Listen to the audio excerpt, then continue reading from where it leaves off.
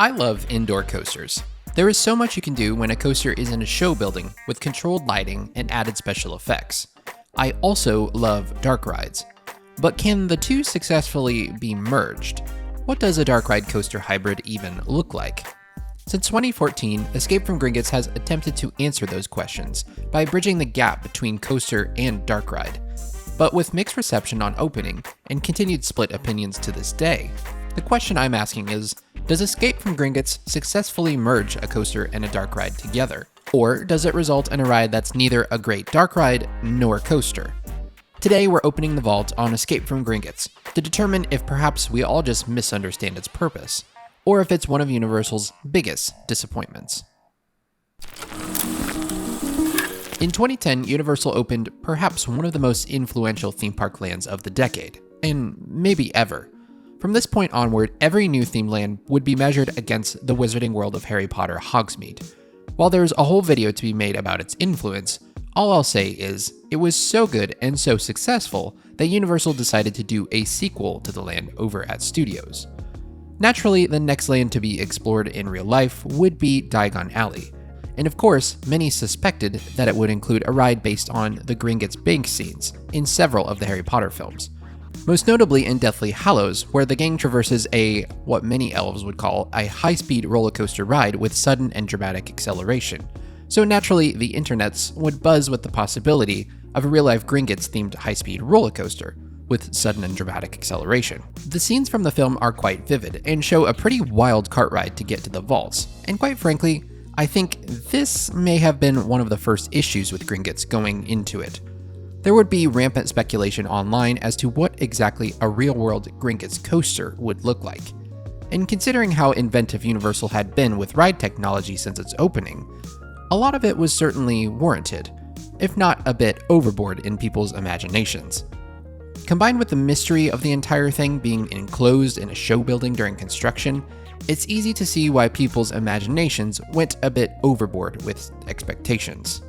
Unlike a coaster that we can see during the construction process, like Velocicoaster, often Disney and Universal projects can be concealed within massive show buildings, and it allows many online, specifically Reddit, to overhype things. Escape from Gringotts had a big challenge to overcome from the start. One, it had to replicate the scenes from the movie, and two, it had to fit into a relatively tight area with the ability to pump through an extremely high hourly capacity. And third, being the only true ride in the land, unless you count Hogwarts Express, it had to have a wide appeal in terms of thrill. So, did Universal ultimately nail the project? Well, let's talk about it.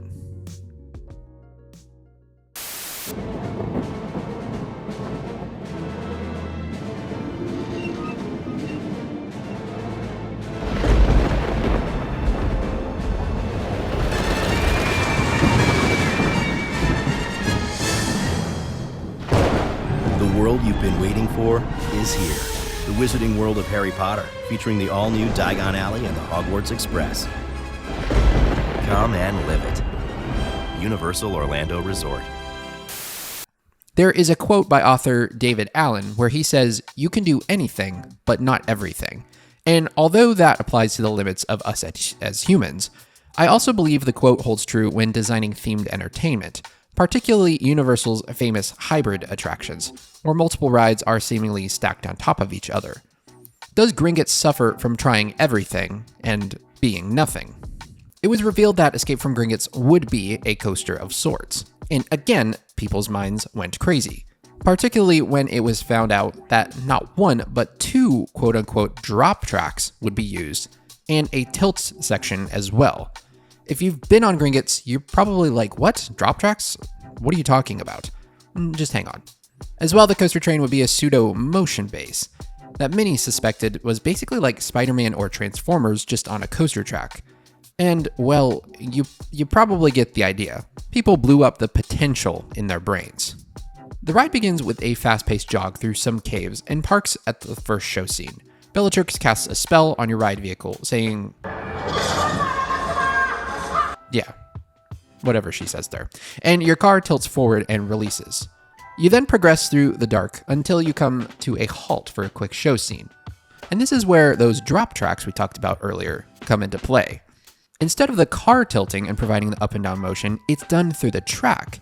And possibly this is where many confuse this with a huge true drop track like Hagrid style. Either way, it is an innovative way to make the coaster train move up and down, while the coaster train itself can move side to side. It basically becomes a freestanding simulator for a second. From there, the track retaches and you are tossed to the next show scene, where the train once again stops, and you get another show scene with a tilting track that acts as a motion base. You are then tossed to the next show scene, where the train once again stops, and you get another show scene. Instead, this time, no tilt track. You are then once again tossed to the next show scene, where the train once again stops for a, you guessed it, show scene. And admittedly, this is the best part of the ride. You are in a projection dome with a Kuka arm controlled opening in front of you. The screen opens up and you are launched into the dark, and the train pulls a full rotation. Immediately, you stop for another show scene, and then it's over. I'm being a bit silly, but at the same time, am I really that far off from reality? I wanted to talk through this because I think it reveals some weaknesses in the ride experience, but also maybe kind of what makes it good? I think there's a few factors that we have to take into consideration when evaluating whether Gringotts is a mess or secretly just misunderstood. First, if you've been here long, you've heard me say that every coaster is trying to accomplish something, both for the park and for the actual ride experience. So the question becomes, what exactly is Gringotts trying to accomplish?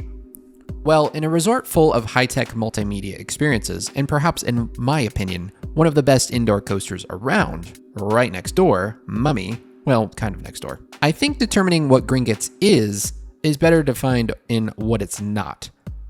They didn't want another Spider-Man, because they did that. And we actually have two of those. They didn't want another Mummy, much to my chagrin, actually.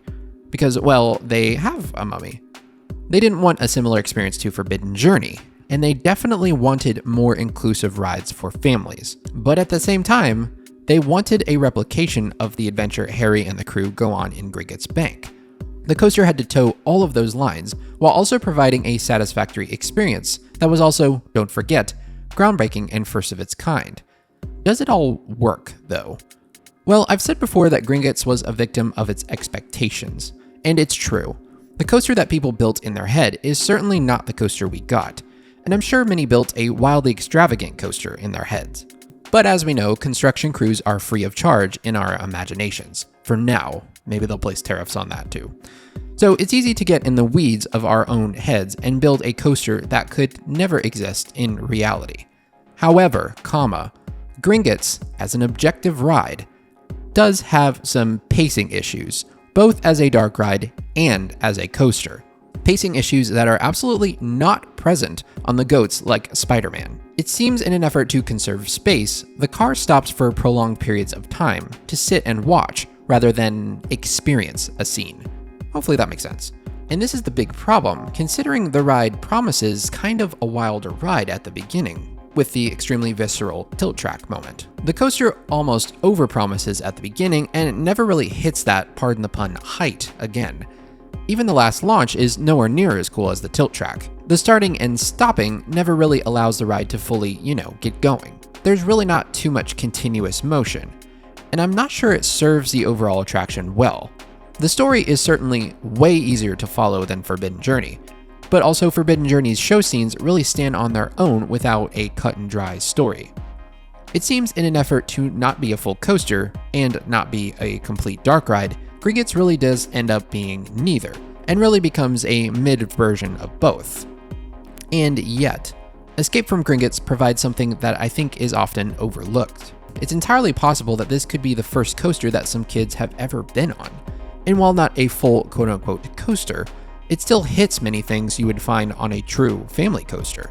The tilt track alone provides a pretty fun drop, honestly.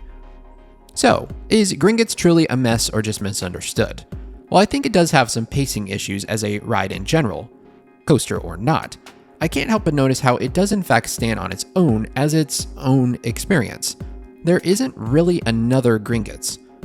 I'm not sure there will ever be. In a park with so many variable experiences, that is really hard to do, It's hard to stand out. And like it or not, Gringotts stands out. Is it a complete mess? Well, it does have its moments, but I also think people are a bit harsh to it considering all that it actually really does. The synchronization of 3D, track motion bases, the ride vehicle motion, sound, lighting, special effects, all working together every 30 seconds is impressive. And whether you think Gringotts is a mess or misunderstood, I think we can all agree it is definitely impressive. Do you think Escape from Gringotts is a mess or just misunderstood? Do you consider it a coaster cred? What about the first tilt coaster in the United States? Fight it out in the comments. Let me know down below. And as always, remember rule number 5, relax and enjoy the ride. Thanks for watching.